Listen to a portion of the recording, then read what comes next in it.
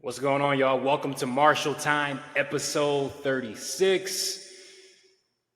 We deep in this playoff action. What's up? What's up, bro? How's it going? Going, bro. I'm good. How you doing?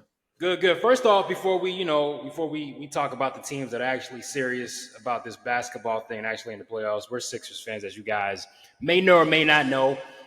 The season is over, so before we move forward, let's sort of give our postseason analysis on the Sixers and where things should be going forward. Just real quick, because not everybody's going to be a Sixers fan, but we gotta continue to talk about Philly in some manner. So before we move on, let's just talk about how we feel about those Sixers. Yeah, I mean, I feel like the team played hard. For once in a while, we can't be mad at effort when it comes to playoff loss. The team for the most part played hard. We know Embiid is playing through an injury. I still would like to see him play better in the fourth closing situations. We saw Maxi play great whole series. He could have played better in the last game. He missed a lot of shots. Missed a couple layups that he should have had. But all in all, the team played hard. Um, we talked about this before. I don't know why we kept leaving Josh Hart open, and the game came down to a play where we decided to leave him open. We Mm-hmm. gambled a play that he's made us pay for all series. We continue to do it in the biggest shot, biggest moment of the series, and it ended up hurting us. I don't know what the logic was behind that, but hey, as far as the future goes, though, I'm hearing a lot of things. I'm hearing the PG rumors. I'm hearing the Jimmy Butler. I'm hearing the Brandon Ingram rumors. All honesty, I'm a PG fan. I don't want us to give him a max at this point in his career. I'm not too big on Bi. His game, he has to get better at playing off ball for me to really want him on this team. Now, that's not to say he'll be better than Tobias Harris, but that's not the point.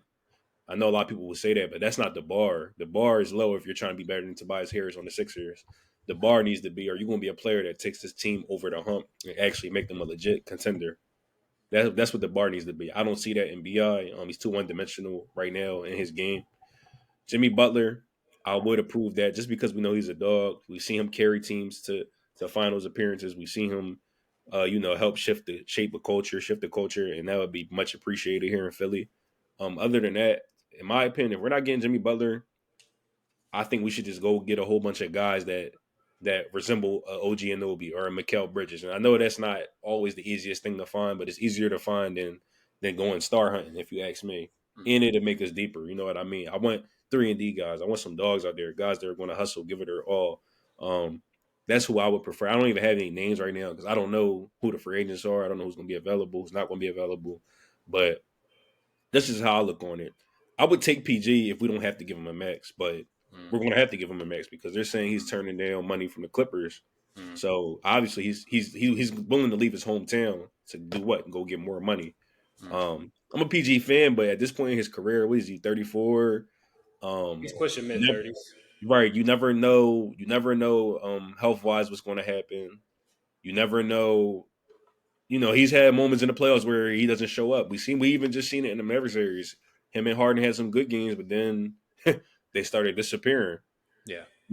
I wouldn't be surprised if he starts disappearing on the Sixers. Like Mm-hmm.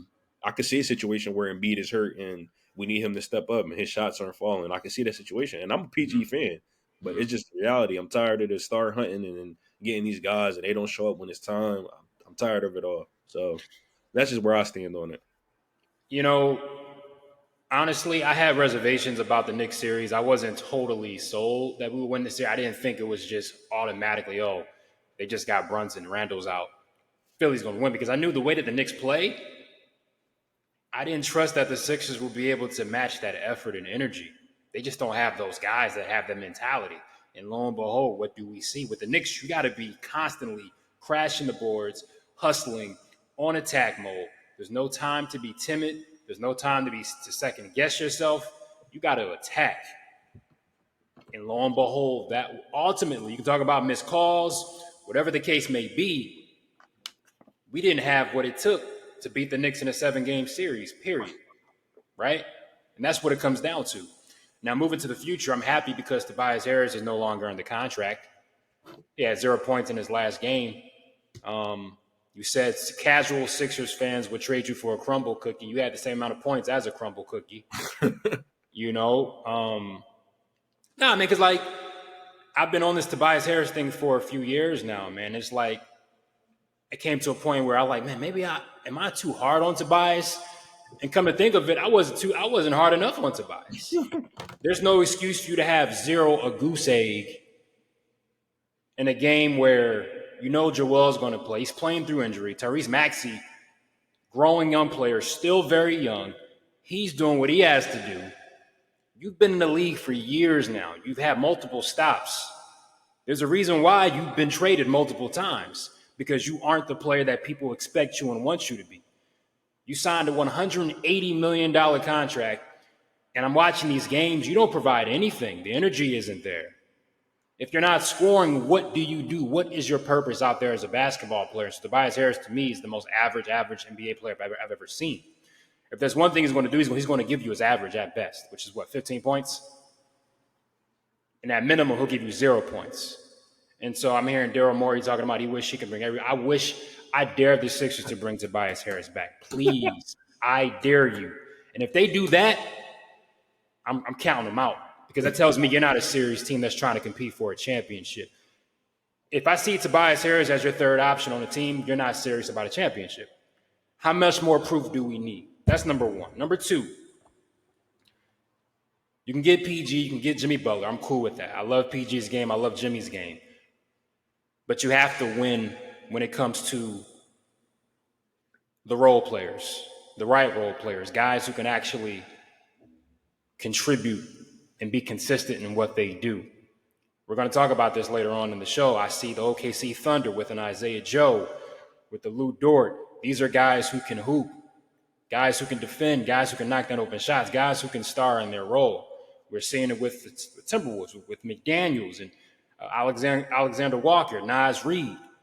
I don't want to see Paul Reed logging major minutes on this team next year. We got to get a backup. The fact that it's malpractice that Paul Reed is your backup big. Reason number two, I knew you weren't serious, right? And we got to get another capable point guard, like a real guy who can create. Kyle Lowry, at this point in his career, he did the best that he could do. Campaign is streaky. Buddy Hield, yeah, you showed up last game, but I don't know what to tell you. I could care less if he comes back or not, honestly. And so for the Sixers and Daryl Morey, this is on Morey at this point, right? Like, you got a clean slate, right? It's Joel, Maxey under contract, Ricky Council. You have a clean slate. You have the money. This is on you to figure it out and build a competent basketball that's up to date in today's game. And the only competition, as far as I'm concerned, is Boston. Everybody in the Eastern Conference is catching the Celtics. We're going to talk about that too later on. But every move from here on out is, how do we compete with what Boston has? Because Boston, Tatum, Brown, Derek White, they're not going anywhere. So how do you compete with what they have to offer on both ends of the floor? Now, back to teams with actual competent rosters and are serious about competing for championships. We're going to start in the Western Conference from defending champs on the ropes down 0-2 to the Timberwolves. And, bro, and Edwards is so good, he's making me a believer in Minnesota. I've been trying to fight against it. You know, I've been huge on the Thunder since last year, and I'm still a believer in the Thunder. I love what SGA and those guys are doing. But Anthony Edwards, when they talk about special and franchise player and who's next, a lot of guys I'm like, nah, I'm not really buying it right now. Like, when I watch Anthony Edwards, he is what it looks like.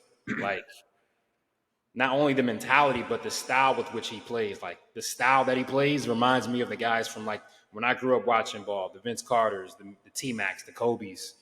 He's from that era of style that I enjoy watching. Like, there are certain players that you just gravitate to. Anthony Edwards is that guy. You can see the energy and the mentality trickling down to the rest of his teammates. I think he's done wonders for Cat. And Minnesota right now, the way they've been bullying in Denver, like, they couldn't even dribble up half court. They're like swiping the ball away from these guys. It was like a high school team playing against a elementary school. Like, it was that lopsided. You're just watching like, okay, maybe Denver's going to make a run. They just never made their run that we're so used to seeing. And if they don't win this next game, obviously you can pretty much write that. The door is closed. And so it's been impressive to see the roster that Minnesota has constructed. You got guys off the bench like Naz Reid and Alexander Walker who know their roles and they star in it. They're going to defend. You have a veteran in Mike Conley. Minnesota, man, they've been really impressive, and I don't know what Denver can do to combat it outside of Joker. Just it's on him to me. He has to just go crazy and give you a 40 piece next game, triple double as usual. Because outside of that, Jamal Murray we know isn't fully healthy. He should have got suspended, by the way. Michael Porter Jr. can be streaky sometimes, but the bench is non-existent for Denver, right? They don't have anybody that you can consistently rely on and say, okay, they're going to give me this. Aaron Gordon can be an X factor, so we'll see what adjustments they make. But what Minnesota has done these first 2 games, Denver has to look in the mirror and say, okay, we're the champs. We still have a chance. This is the first time we're seeing Denver face some adversity during this championship run, since last year. And so, how do you respond? That's what it comes down to. How does Denver respond? But Minnesota, man, Ant-Man is he's special. There's no debating that. And I'm not going to get into the whole Michael Jordan conversation because I'm never going to just fall. I'm never going to just buy into that propaganda. Leave MJ, let him be. Like let it be what it is. Let Anthony Edwards. He's only 22. Let him be what he's going to be, and just enjoy this. Do not mess this up. Because if Anthony Edwards doesn't reach the heights that you put on him, it's going to be on to the next. It's the constant media cycle that people have with these rising stars, and I'm just going to enjoy Ant-Man for who he is and what he could grow into. So yeah. Yeah, I'm impressed by the Timberwolves, man. This all dates back to when they traded for Gobert. I remember when they first did it. Most people weren't that high on it. I wasn't that high on it, but I understood what they were trying to do. But I feel like they were catering towards cats. I can't call him soft now because I used to think he was soft, but he's showing me something different now. I just thought that they were caving into Cat not wanting to be a true 5, a true defensive big man. But now that I'm seeing it play out, it was a good trade for them, man. They haven't won anything yet, but they're better off now than they have ever been, and that's a win for them. Big props to Rudy Gobert too, man. Like he gets a lot of people, on social media, a lot of fans give him flack because in his time in Utah, he's had those games where he's getting dunked on and people are laying him at the rim. But I used to tell people all the time, like, bro, you watch the Jazz play, they're playing defense. They're just giving direct line drives to him. We got Rudy Gobert down there. He'll handle it. That's not team basketball. That's not how that works. That might work in 2K or something, but in real life basketball, everybody has to play D somewhat. You got to defend your man, stay in front of your man. Then that's when the help comes in. But if you're just leaving somebody out to die the whole game, he's going to get killed eventually. So just big props to him, man. Winning another Defensive Player of the Year award. Me personally, I feel like it should have went to Wemby, but you can always say Gobert is deserving of it. He's the best defensive big man that we have in the league. They better enjoy it now because Wemby's dominating the next sure. decade. It's his. For sure. But and my friend said this to me the other day when he watches Minnesota play. The way we watch them play defense is how we think everybody should play defense. Like, why would you not want to play defense like that? Mm-hmm. You know what I mean? I know a lot of teams don't have the exact personnel, but half of their thing is effort too. Like, we know they got guys that are quick, long arms, but they're giving out effort too. Like, I'm watching Nikolai Alexander Walker smile playing defense on Jamal Murray. A lot of these guys are scared to play defense on Jamal Murray. They're not smiling about that. Mm-hmm. No, I mean, it's a mentality thing. So just watching that is awesome, man, just to see how they were getting out there. And they're just so aggressive, but it's like they're not fouling. And it's funny because I was watching the game the other night, and I'm like, I'm thinking the refs are about to blow a whistle, but they showed a replay. Nah, these blocks are all ball. These steals are all ball. Mm-hmm. The traps, they're not, pushing nobody or, there's real fundamentals, real textbook, but they're playing with intensity and energy. Like, you could teach this at any level of basketball, youth, high school, college, pros. Like, this is defense 101. They're putting on a master class right now. Denver, they're a great team, but Minnesota is just a perfect matchup for them, especially for Jokic. They have multiple bigs. We saw the same thing when they played the Lakers in the bubble. The Lakers had multiple bigs. People have been screaming that for years. Like, if you want to stop Jokic, you got to have multiple bigs and multiple bodies at him. And I just got to give a big shout out to Cat because I had Denver winning this series mainly because I didn't believe that Cat would be able to get the best of Aaron Gordon because we know Aaron Gordon is a dog. Mhm. He's one of the best defensive, forwards in the league. But Mhm. Cats came out balling. In that last game, he came out on a mission, and that's taking him over the hump too because they're playing defense, but they still got to put the ball in the basket. And he's doing this thing on the offensive end. And we know he can shoot, but he's really showing it on the biggest stage. So I gotta give credit to him too, man. Minnesota looks scary. Yeah, I'm not gonna count Denver out just yet, but it's spooky when you're seeing guys on defense smiling. That means it's easy. Like they're not worried about you. And the thing with Denver is, we know the offense revolves around the Joker and Jamal Murray creating, but outside of that, who else is putting pressure off the bounce? For defense, right? And so Minnesota's able to have the personnel and the effort and the coaching to put the pressure on these guys. They know Jamal Murray is not 100%. We're going to take advantage of that. KCP, you're going to have to beat us. What you going to do? Michael Porter Jr., what you going to do? You know what I mean? And so I think Joker has to, this next game, he has to have one of those games, like from the jump ball. He has to, like, look, Yeah. Cat can't guard me. Rudy can't guard me. I don't care what you do. I'm the best player. It's going to have to come down to that, to me, at least for this game, just to really regain control because they lost control. Jamal Murray throwing the heating pad and the towel. There's no excuse for that. And now for me with the league, you set the precedent now. Okay, so if I throw something on the court, I should be getting signed to 100K then, right? Like what are we talking about here? You know what I mean? And so it's a dangerous line that they're playing with right now with that call, with that non-suspension. But they lost total control. Mike Malone should have got a tech. I'm surprised Mike Malone didn't get a tech. I've never seen a coach go up, run up into a ref's face like that. He showed total control.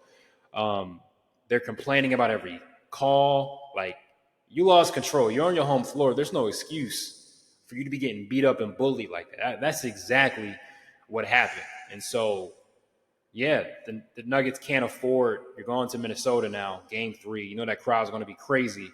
You can't afford to let up, because they really haven't. Even with the Lakers series, they weren't at their best, right? And so they have to show us that they can have a full game of basketball that we've seen them have throughout these last couple years. So we'll see. It'll be interesting. Now to the other series, the Thunder and the Mavs. The Thunder took care of business in game 1. And man, it's been a lot of talk about, what Minnesota's doing. But let's show love to my Thunder, my adopted Western Conference team, right? Like, I hope SGA should be the MVP, first and foremost. This thing has been building since late last season. They were one of my favorite League Pass teams to watch last season, and you can slowly see where this thing was building, what SGA was doing, where Jalen Williams was developing into, what Chet could be, Isaiah Joe, Lou Dort. Aaron Wiggins had a great game last night. You see these young guys develop, and you see the chemistry and the energy that they have. They enjoy playing basketball. When you watch certain teams, the energy, you can just tell, oh, they like each other, or they really can't. The coaching's out of whack. They don't like their coach. They don't. But with the Thunder, you can tell that chemistry is there. They are so connected on both ends of the floor. They have multiple guys. You're not just relying upon an SGA to create. You have a Jalen Williams. You have a Josh Giddey. They have guys like Isaiah Joe who can knock down open jumpers. They have guys that can attack. They have guys who can handle. They have guys who can defend. Like, this is the total team. I know obviously their weakness is the lack of depth in the front court and do they have enough size to compete. But in this series, I don't think it's going to matter. SGA can have his way against Luka, whoever else they put on him. Same with Jalen Williams. He's a bully with the ball. And I think Chet can have his way in this series, honestly. And so for the Thunder, this is a huge opportunity to really solidify themselves as the best team in the Western Conference because everybody's talking about Anthony Edwards and Minnesota and what they're doing, which is great. But the Thunder got something special. I love their roster even more than Minnesota's roster. I love OKC's future more so than Minnesota's, to be honest with you. Just how they built their roster to where they're not so reliant upon a three-point shot, which a lot of teams are these days. Like, they attack, but also they have guys who can knock down those jumpers. They have guys who can handle. Like, they have a total team of guys who can do multiple things. And to me, that's what makes them so special. The chemistry is there. The coaching is there. The rising star is there. And the support is there. And they have so many draft picks. They have ability to even add a veteran piece or proven veteran piece. And so, to me, a Thunder Timberwolves series will be fun. would be a glimpse into the future of what the Western Conference could be in the next few years. Yeah, another thing that makes the Thunder so special, on top of the things you said, everybody on their floor that they play in their rotation is a threat to score. Mm-hmm. Some one way or the other, whether it's just a simple catch and shoot three, whether it's off the pick and roll, whether it's in transition, whether it's off on an ISO. Everybody that they play, from SGA to the other Jalen Williams, Mm-hmm. can either shoot, they can do something. It's no players out there that we're like, oh, we just gonna leave him open. There's no well, they don't have a Paul Reed out there. Like Or when I see Tobias Paul Harris, Reed, who won't when I see shoot. when I see Paul Reed get the ball, I'm like, I know you're not scoring. I know you're not going to shoot. You know what I mean? And that's tough. That's tough for a team to defend. Like, and that's what basketball has become. Like, they're a modern basketball team. You know what I mean? They got a player, they got a star that can score on all three levels, and he plays D. They have Lou Dort, who's a great lockdown defender. They have a stretch big, who's also a good rim protector, and he can rebound. They have a forward in Jalen Williams who can guard multiple positions, and he can score. Then you have shooters off the bench, Isaiah Joe. Aaron Wiggins is another guy. Aaron Wiggins is a bucket. He's a Mm-hmm. bucket. You know what I mean? If he was on other teams, he would be able to showcase that a lot more. So they're deep, they're young, they can get out and run, they can score in the half court. Like, they're just a well balanced team. Like you said, their only real problem is they don't have the front court depth and size, but I mean, they play together. They play as a unit. So it's just awesome watching them play. I do think they're going to win this series.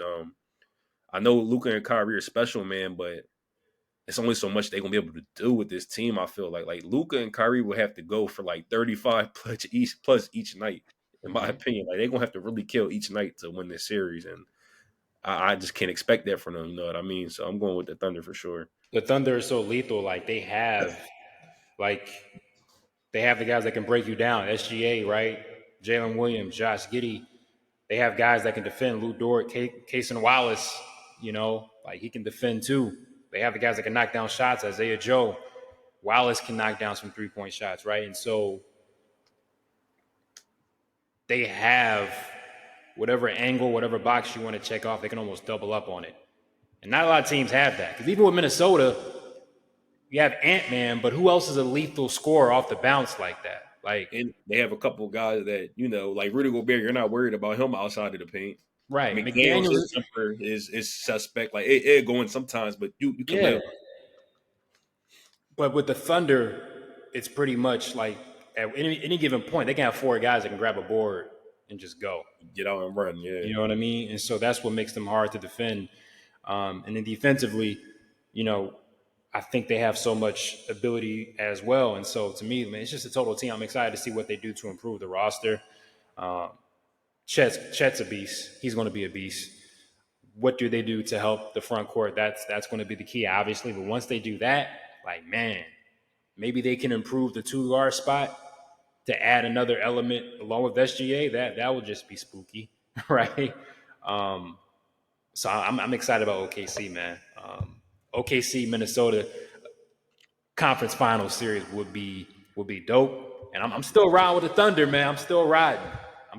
They haven't proven me. They haven't lost a game yet in the playoffs either. People talking about the Timberwolves. Okay. Yeah, I know it was the Pelicans, but still, it's hard to sweep a team, and they did it. So, But the Timberwolves didn't lose either. that's what I'm saying. But Yeah. it's more talk about. I know Timberwolves swept KD and Booker, but hey, the Thunder got a sweep in there too. So we gotta. The Celtics couldn't sweep Miami. It's not easy. You know what I mean? Yeah. So you gotta give respect there. Switching over to the East, to me, honestly, if the Celtics don't make the finals, it's a failure. I don't think the Cavs are going to be any competition. After what I saw last night, I got the Celtics in 5 games. Would it shock me if they swept them? Personally, no. Donovan Mitchell is a great player. They don't have Jared Allen. You got Max Strus guarding Jaylen Brown.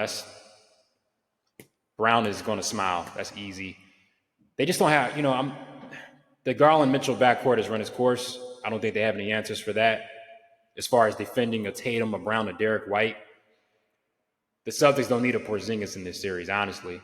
It kind of cancels out. Evan Mobley he's not a threat offensively at this point in his career to where you need to really brace yourself for that. And so unless Cleveland gets amazing play from Garland and Mitchell combined, because you can't expect that from Okoro or Karis LeVert at this point, I don't think they have a chance in this series. And whoever wins between Indiana and New York, they don't have enough.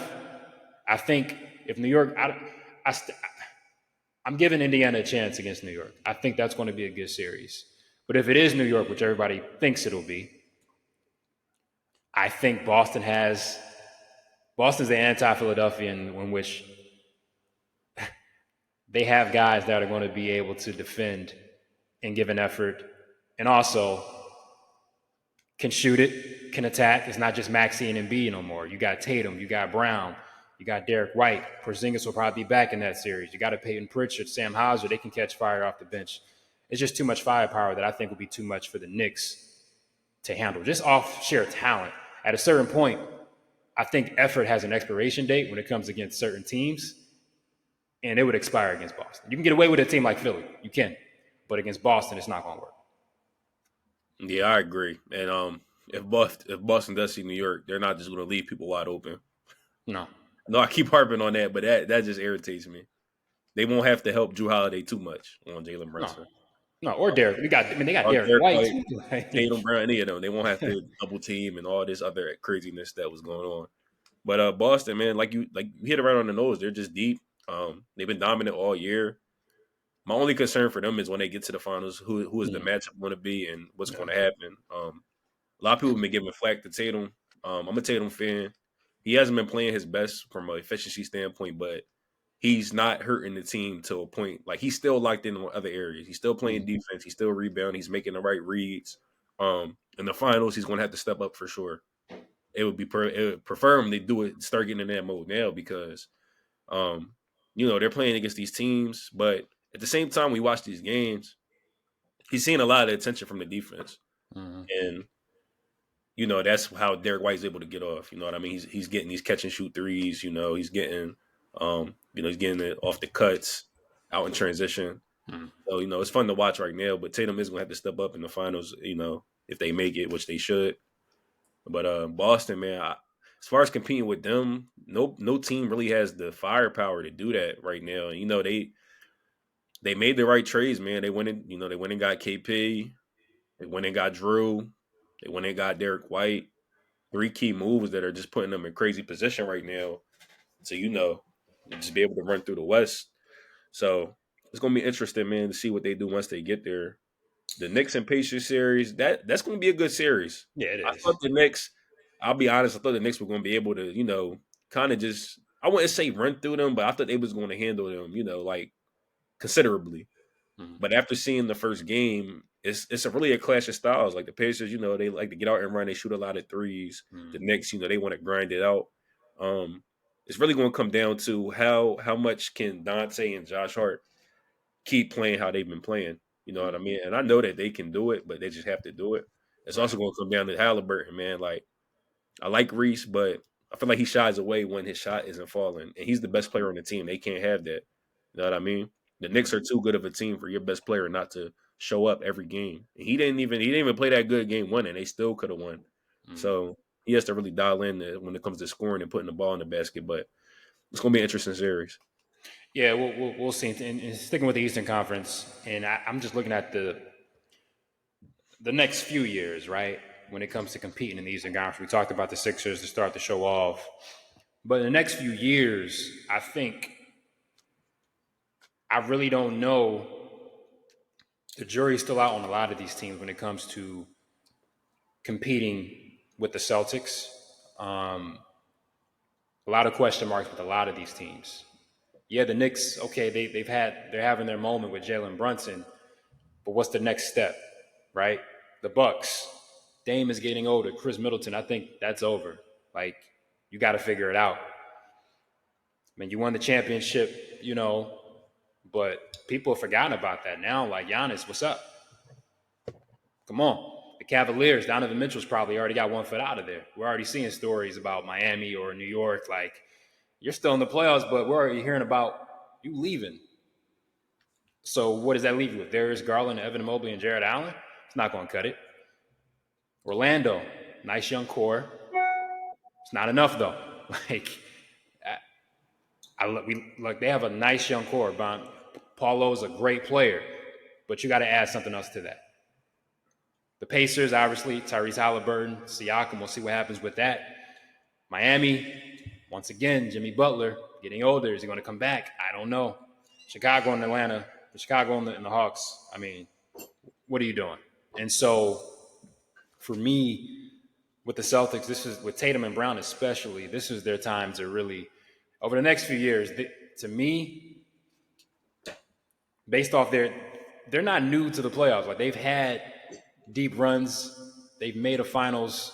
Like they've had runs. You got to get at least one championship the next 4 years. Like you have to, especially the amount of money. Jaylen Brown has the biggest contract in league history. Jason Tatum is going to eclipse that coming up. It's going to be almost $700 million between those two. Plus Porzingis, plus Derek White. You got to win a championship over the next year. I know winning isn't easy, but I'm giving you at least one over the next few years because I don't see how the Eastern Conference as of now, we'll see what moves are made, but everybody else is chasing you in the Eastern Conference. Like this year might be your best opportunity to win a championship, honestly. And so that's how I see the Eastern Conference right now, at least for the next couple of years for sure. But for the Celtics, the next 4 years, you gotta get one. And this year might be the best chance. I think this year is definitely the best chance, just off the fact that one, they've been there before, right? Two, they're not like they're going to be the team probably with the least amount of games played to get there, like because they're most likely going to win in 5 against the Cavs if they don't sweep them. They play 5 against the Heat. 5. The conference finals, depending on who they play, the Knicks might be able to push them to 6. Yeah, but they could get them out of there in 5. Pacers, they could get them out of there in 5. So really, they should be rested. Another thing is too, if the Nuggets get eliminated, none of these other teams have been to the finals, so it's fair game. Like y'all been there before. Unless the Mavericks make it, which I don't think they will, Kyrie will have the experience, but that's one player. Other than that, SGA is going to be his first time, and it's going to be his first time. So yeah, it's like y'all got to act like y'all been there before and known it. Like when y'all made it against the Warriors, you could see the experience kicking in that series. Now it's time for y'all to show the next team that comes up. Mm-hmm. We've been here before. We ready for this. And if we just being honest, they're the deepest team out of them all. Mm-hmm. I mean, 1 through 5, and then a couple bench pieces. They're the deepest team. And Tatum and Brown, they've been together for years. They have that chemistry. So this is definitely their best shot. They just got to stay healthy. But other than that, as far as the future goes, I mean, the way the NBA is going right now, you just can never know, man, because it's so many moves, so many different fits, so many different players that improve. Like, I was thinking about this earlier. Nobody saw Derek White being like this. Not even the Spurs. They would have kept him if that was the case. They traded him for who? Josh Richardson? And some picks from Langford? Yeah. Come on. In hindsight, that's a terrible trade. Where is Josh Richardson at today? Is he still on this? I don't know where Romeo Langford is. Yeah. So, yeah. You know what I mean? It just depends how players improve. You know, sometimes players go to the right situation. It helps them get better. Yeah. So, but as of right now, it's definitely their best chance. I think Orlando has a great chance to make a move, a jump. The Bucks got to show me. I got to see what – I mean, you have Giannis, obviously. Dame is getting up there in age, though. The Bucks got to show me. The Cavs, it's looking dark for them. I got to be honest with you. I don't know where they go from here. But the Magic have a great chance to make a jump if they can add a couple nice pieces to that situation. And we'll see what the Sixers do, obviously. Speaking about just the future and how the NBA changes, I think we're seeing a shift in how teams should be focused on building their teams, right? Look at the remaining teams in the playoffs, specifically the Western Conference, right? Like these are big names, but big names because of how they've developed within their own franchise and organization. Jalen Williams is becoming a name because he's developed, and the Thunder are winning. This wasn't a big name guy that they just decided to go out and give a lot of money to. No, they drafted Jalen Williams. They've developed Jalen Williams, right? The Timberwolves, Naz Reid was undrafted, right? He developed. And so when I hear the Suns guys saying we're going to run it back with Bradley Beal, Kevin Durant, and Devin Booker, I said, well, you're going to run it back home next year again. It's just not going to work. So anybody who's foolish enough to give Bradley Beal $50 million, I just can't buy into it, right? And so I appreciate that it's Denver, that it's Minnesota, that it's OKC. The Celtics are homegrown. I mean, Tatum and Brown were draft picks. Then they added to it, right? Getting a Derek White was a great move. They added to it.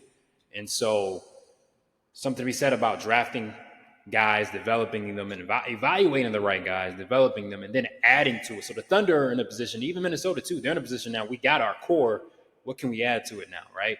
And so I laugh when I hear these Lakers stories about getting Trae Young. I'm like, it's not enough because these guys have been playing together. There's a chemistry there. They enjoy playing with each other. The coaches are proven to be great. The Lakers don't have a coach. You don't have chemistry. You don't have an identity. Your identity is whatever LeBron does. And LeBron's pushing 40. And so Trae Young can't save you. Trae Young in San Antonio now, that's a different conversation. But Trae Young with the Lakers, I still don't see. That's food for SGA. That's food for Ant-Man. That's food for a lot of these guys in the Western Conference. You got to build a team in the West now. You have to. That's where I stand with it. Yeah, I think that's just the league period. Like we've gone from the period of that started with the Boston Big Three, you know, with Ray and KG teaming with Paul Pierce, to Brian going to Miami, to KD going to the Warriors, and everybody trying to follow that model of getting a whole bunch of stars together. The league has gone away from that because a lot of these players coming up, they're multifaceted now. You know, there's a lot of players with skill. Like we talk about a Naz Reid who went undrafted, right? But Naz Reid always could put the ball on the floor. Mm-hmm. He always could shoot. You know what I mean? He went undrafted for whatever reason, but it's just so many players like that now. We just talked about Derek White. We talk about a guy like Aaron Wiggins. We talk about a guy like Isaiah Joe, right? It's talent everywhere in the league. I feel like it's shifted more from let's go for the guys that we already know can ball to let's find these guys that have certain skills that fit our team and we can help develop them, and they'll come in clutch for us when it's time. You know what I mean? And I like it better that way because I used to get annoyed of, you know, just seeing a player go automatically to a team, and I'm like, in the back of my head, the fan of me is like, dang, my team doesn't have a chance, or dang, this team's already going to the chip. Mm-hmm. And we've seen failed superstar teams try to come together. Like we saw the Nets, you know, I know they had the injury situations, they had the COVID drama, but that all comes with a whole bunch of egos coming together on one team. Like, when you put all your eggs in one basket, these teams are seeing now, if one of these players go down, if one of these players don't get along with each other, something happens here and there, the whole thing can just mess up. But now we're seeing teams like the Thunder, they got each other's back, man, because they're all young. They all, you know, they're all coming up together. Same with the Timberwolves, like Ant, you know what I mean? He's been, you know, backing up Cat the whole time, and that's because, you know, they've grown up together. You know what I mean? It's awesome to see that.